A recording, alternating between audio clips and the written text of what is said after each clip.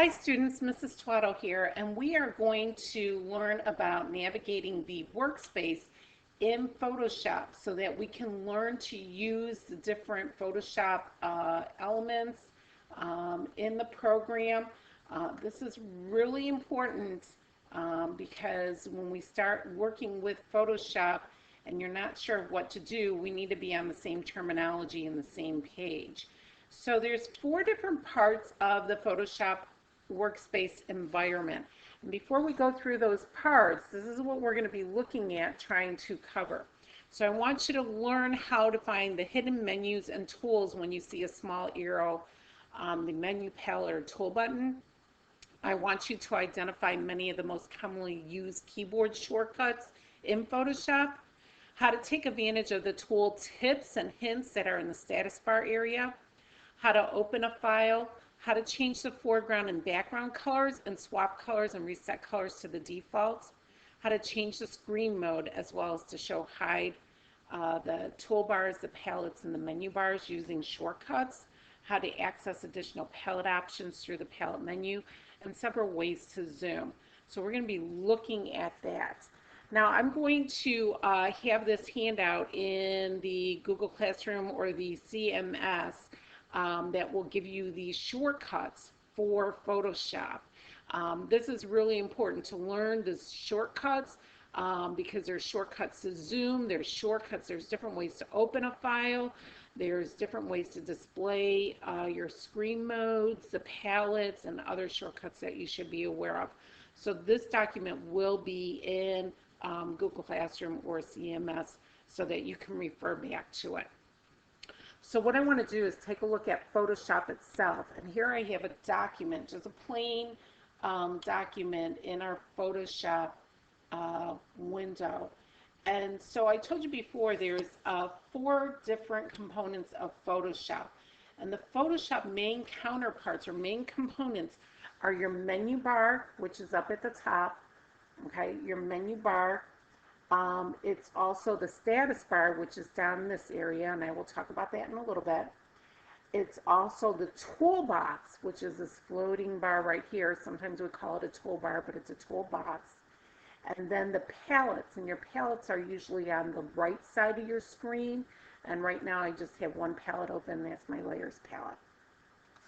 So we're going to look at the menu bar to start out first. The menu bar consists of different menus.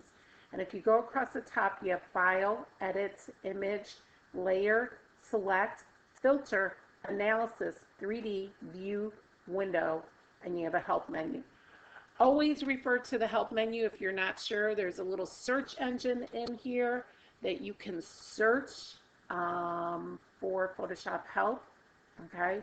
And it will take you online and you can find either things to learn more about Photoshop. But in these menus, we have different options. And you may just know that some menus have ellipses in them. So some of these options, I don't know if you can see the Save As right there. See, it says Save As, and then it has dot, dot, dot, okay? And then off to the side, you have the Save As command keys, keyboard commands, Shift, Control, S. The dot, dot, dot is called an ellipsis, and it indicates that the command is followed by usually some dialog box. This is a dialog box that requires some type of input, or you have to choose options in the dialog box. So right now I may have to choose where I want to save it. I'm going to choose a name I'm going to give it, and then what type of file format that I want to give the document. So that's what the dot, dot, dot means when you see it in an option or in the menu and you've got another option. So if you look at this menu, what other commands in here have dialog boxes that will pop open? If you start at the top, you've got new, dot, dot, dot, open, dot, dot, dot, browse and bridge, dot, dot, dot, browse in mini bridge, dot, dot, dot, open as, dot, dot, dot, okay? Quite a few. The open recent does not have a dot, dot, dot, but it does have an expanding arrow. And this is something else I want you to take note. Whenever you see an expanding arrow, you get this little pop-out menu. which shows you some options that you can choose from. So sometimes, like import, you might have some options beyond just the import command or the export command. You have some other options beyond that, okay? So in your menus, be aware of the dots and also be aware of the expanding menus hidden under the arrows, the arrows that are there. So in addition to the menu bar, Photoshop also has context-sensitive menus for accessing some of the most likely commands depending on which tool is selected. And you can access context-sensitive menus by right-clicking in Windows or pressing the Control key on a Macintosh. So sometimes you can just right-click and get a context-sensitive menu, which the right-click button is not the same menus that you will get in Microsoft Word or PowerPoint. You know how you can find edit and copy in Microsoft Word and PowerPoint by right-clicking? So if I were to go to my PowerPoint here, and I'm in Design View, and I have this menu, okay, depending on where I'm at in the menu, I might have different menus. You will get different right-click options when you're in Photoshop. Usually if you're going to edit and copy and paste, you need to go under the edit menu itself to get those options. So there's your cut, copy, and paste commands.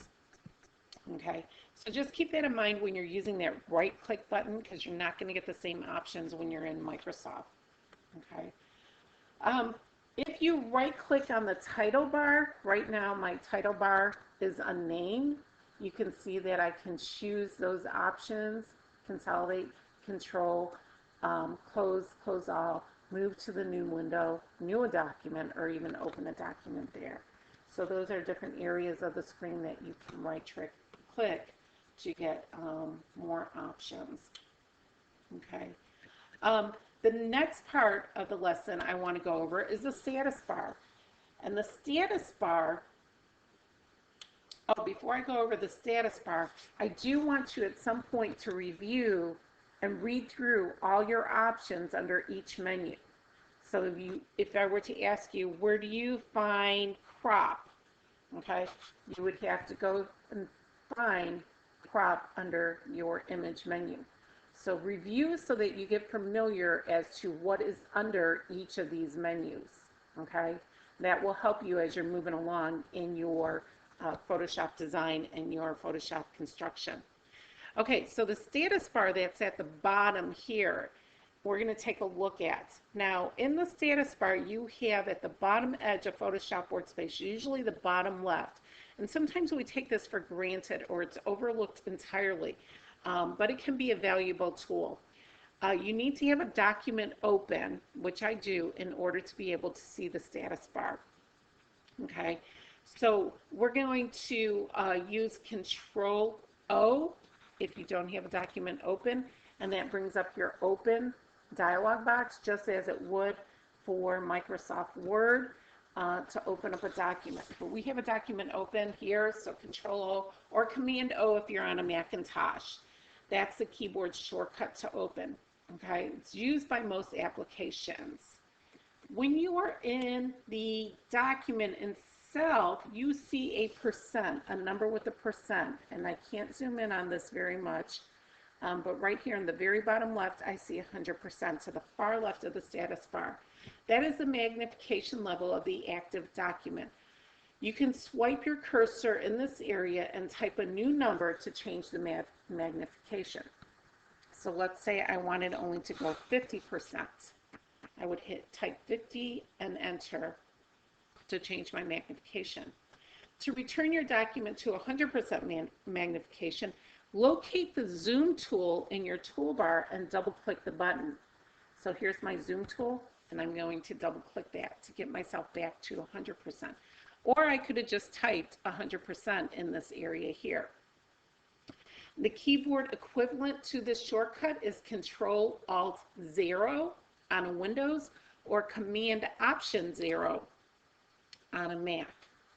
So let's try that. Here I'm going to change this back to 50%. Control-Alt-0, and I'm back to 100%. So I can use the keyboard commands.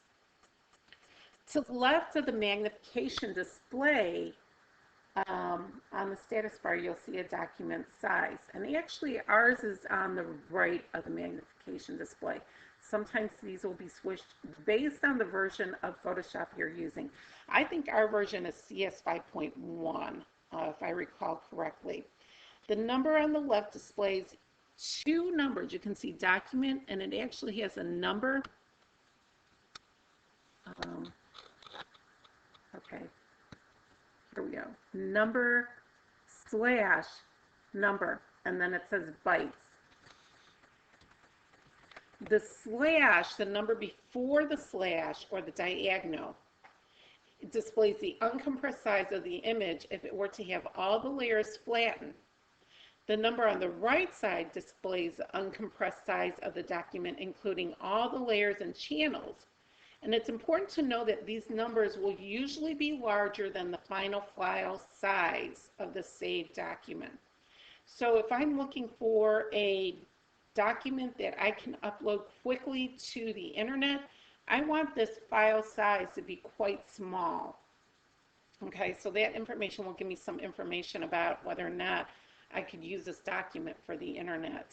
Okay, and it's important to know both of these numbers because usually the larger the file size of the document, you're gonna end up being a little bit larger when you save it. Okay, next to the document size, there's a small black arrow that pops up. So that's this arrow right here. And if I click on it, I get a little pop-up menu. You'll find this arrow in other places in Photoshop work. When you see it, remember that there's a menu hidden behind the arrow. In this case, the menu allows you to change what is displayed in this area of the status bar. In addition to the document sizes, you can optionally choose display scratch sizes, efficiency, timing, or other current tools. So I might want to open up timing, and then you can see my display is different here. Okay, or if I show scratch sizes, and you can see my scratch is different. Okay, so as we learn more about Photoshop, we will learn more about what scratch sizes, efficiency, and timing will be. Okay, right now we're just going to be concerned with document size, so we just want to pay attention to document size. Next in the status bar, you can see useful information about the tool you have selected. If you still have the zoom selected, your status bar should say zoom in. So I'm going to go ahead and click on my zoom tool. And we don't see information down here, but up here in our status bar is the actual information about our tools. So it shows you what tool is selected, and then what option you're using in that tool. Right now I'm on zoom in. Okay, you can hold down the Alt on a Windows keyboard or Option on the Mac keyboard, and the status bar will show zoom in and zoom out. So if I Alt, I can toggle between the zoom in and zoom out by just holding that Alt key. Okay, the Control key will toggle when you're on the opposite. So if I'm on zoom out or zoom in, I can control. Combinations like Control Shift or Command Shift or Control Alt or Command Off will change your status bar instructions. Okay, so depending on what I'm doing, Control Alt or Command Off, those will change. And you can see by that little flag, see how it says zoom in will change. Okay, so go back to your keyboard commands in that CMS or Google Classroom and review how to move your document size to the viewing of 100% or expanding it or decreasing it by percent. Another way you can do that is by the hand tool. If you double click the hand tool, what that does is make the document fit to screen. So my document's small, I double click on the hand tool and it makes it fit to screen. So there's quite a ways to zoom in and zoom out on your document. People like certain preferences. I prefer myself to use the Control plus and the Control minus key to zoom in and zoom out on my document. Okay, the next thing that I'm going to have you guys look at is the toolbox. Now this bar right here is your toolbox. And sometimes we call it a toolbar. And usually you will find that under Windows, under Tools. If I uncheck this, notice how it's checked, meaning that it's open. If I uncheck it, it disappears. So if you're not seeing your toolbox, go to Windows and open up that toolbar.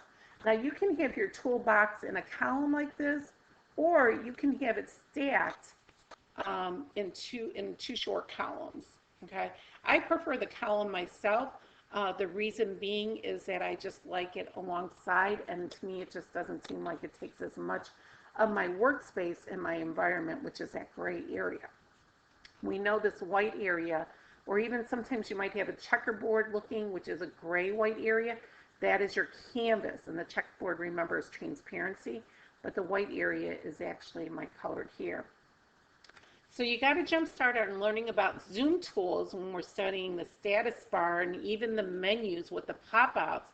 So let's take a look at the toolbar and see if we can find the extra tools that are in our toolbox.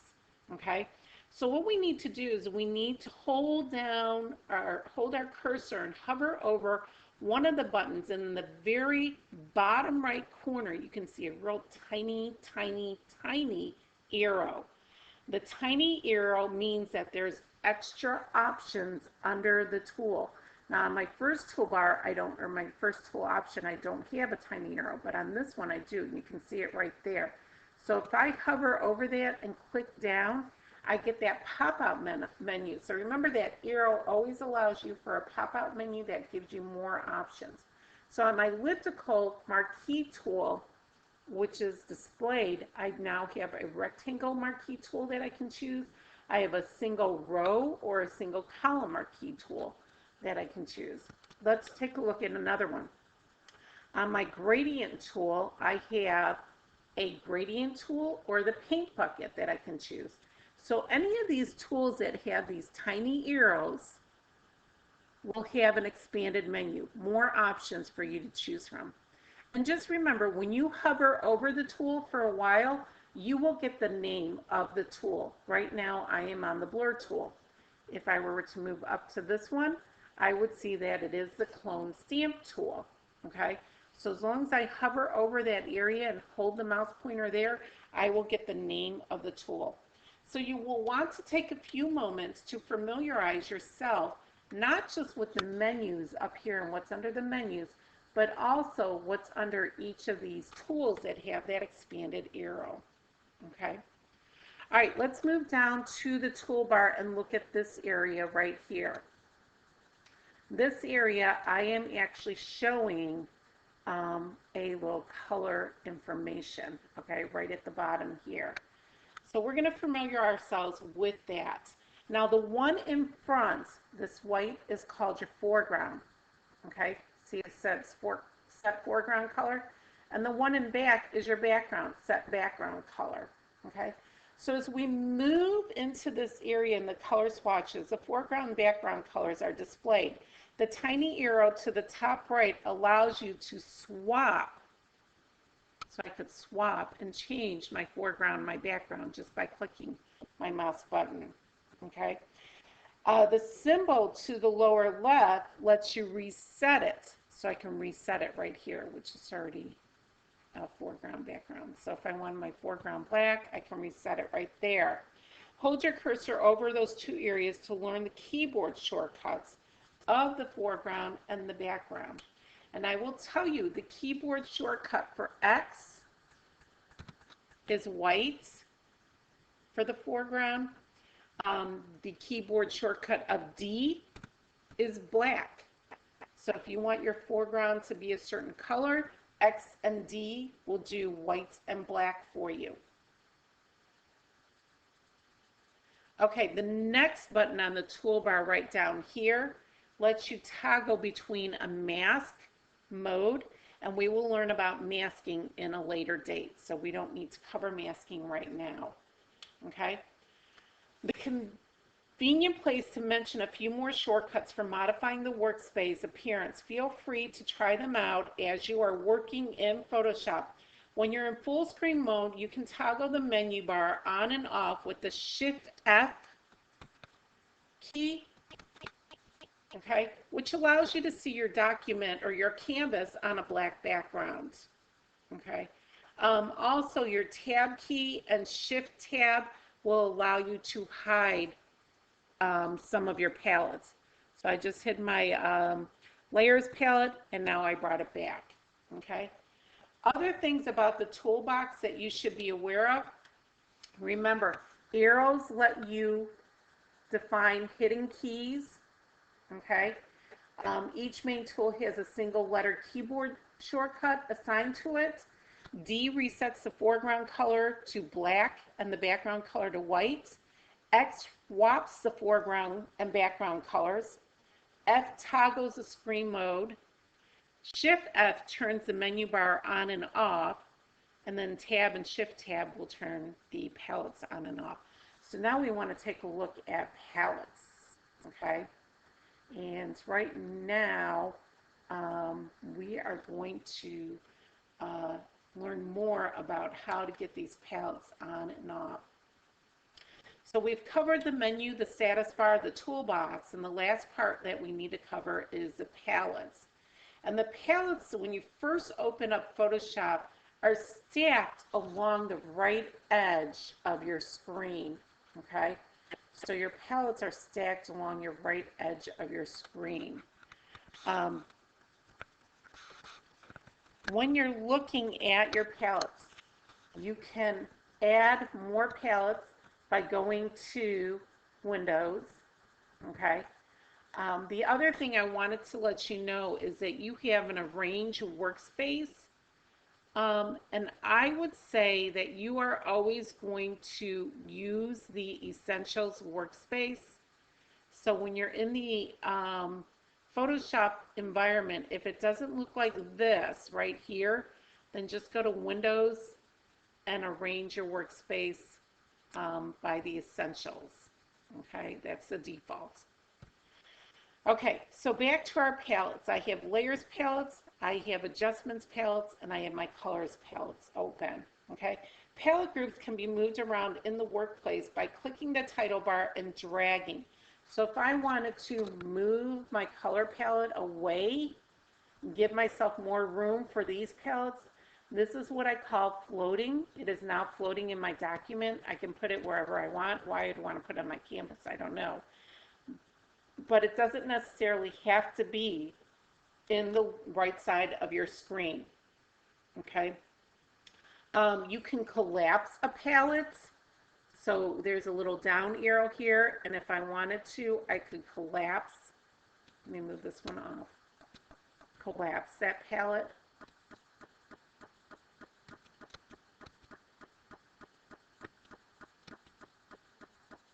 Let me try this one. Expand view.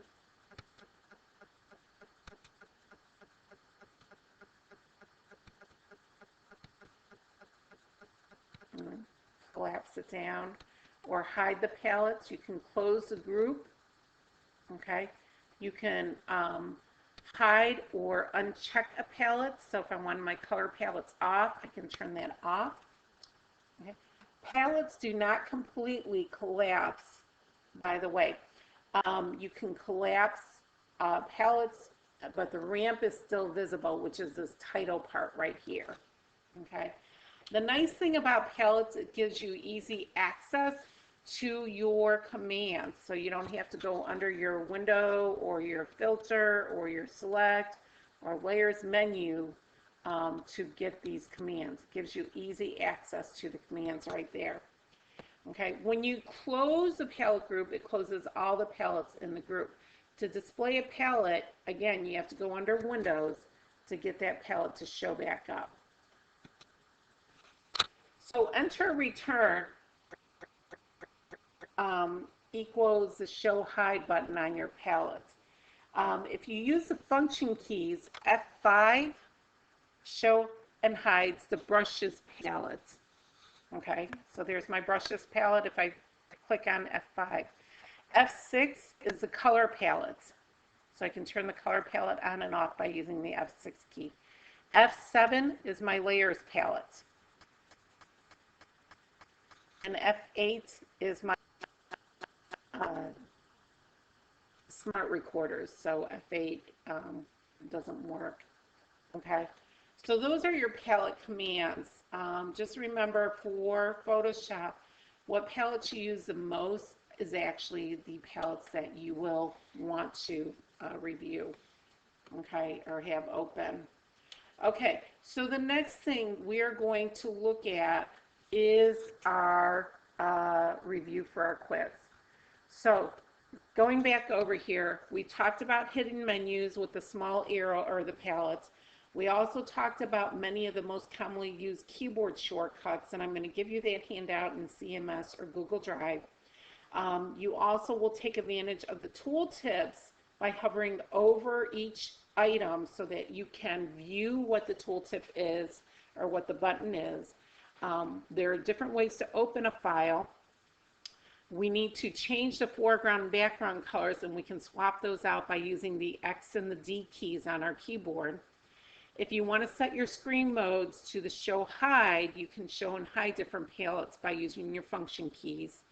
You can access the different palettes through the palette menu or even going up to the windows. And then we also talked about different ways to zoom. So we've covered all these items here in this video. What you need to do is just kind of review for a quiz. So we're going to go over the quiz questions right now. So first of all, which of the following is not a way of setting the zoom level to 100% magnification? Is it A, type 100 in the status bar? Is it B, Control-Alt-0 or Command-Option-0 on the Mac? Is it C, double-clicking the hand tool? Or is it D, double-clicking the zoom tool? Is not a way of setting it. Setting is the key word here, so your answer is C. You do not set the zoom to 100% by double-clicking the hand tool. Remember, the hand tool in Photoshop, let me go back here, I'll show you the hand tool, which is this right here. The hand tool just allows you to fit to screen, okay? So it just allows you to fit to screen. So the correct answer is C. Okay, the next question. To quickly set your foreground to white and background to black, you would select A, D, B, press the X key, C, press X and then D, or D, press D, then X. The most correct answer in this case is the D and then X, because depending on where you are, your foreground and background colors doesn't necessarily always have to be black or white. It could be other colors, and you can actually change your foreground color to different colors. So by resetting the colors in our foreground, black to white, by pressing D and then X, okay, so if you have your colors set to a different color, by using D and X, you can rechange those colors. So the correct answer on this one is D. Okay, let me go back to the PowerPoint, the next question. If the rectangle marquee tool is selected and you need to use the elliptical marquee tool, how would you activate it? Press Shift M, B, Alt or Option on the Mac, click on the rectangle marquee tool button on the toolbox. C, hold down the rectangle marquee toolbox button and select the elliptical marquee from the flyout menu, or D, any of the above. The correct answer for this is any of the above. You can actually do any of these items to select the elliptical marquee tool to activate it. The next question, if you are in a standard screen mode and you want to view an open document at 100% magnification on a black background with no tools or palettes on the screen, what key combination would you use? Is it Control-Alt-0 or Command-Option-0 F F tab, or is it Control 0, Command 0, F tab, tab? Or is it Control Alt 0, Command Option 0, Shift F tab? Or letter D, Control Alt 0 on a Windows, Command Option 0 on a Mac, F Shift tab? This is a tough one because this is a lot of keyboard command steps to use. So if you go back through the lessons, the Control Alt 0, Command Option 0, FF tab, and review your handout too because that will be helpful. But this is a good way to look at your document on a black screen to see what your canvas looks like. Sometimes that black helps to defer light, and so you can actually see shadows better. When our monitors are not bright enough, that black will absorb some of the light and you can actually see the canvas. Okay, the last question. Which command shows or hides the layer palette? A, F6, B, F7, C, F8, or D, F9? The correct answer is B, F7. The command that shows or hides the layer palette is F7. By pressing that function key, you can show or hide the layers palette. So how did you do on your quiz? Did you get all the answers right? If not, you might want to review this part of the video again. I hope you did well though. Just remember, these are your questions that will be shown on your actual quiz that you will need to take by the end of this unit. So good luck. If you have questions, ask Mrs. Twaddle. Have a good day.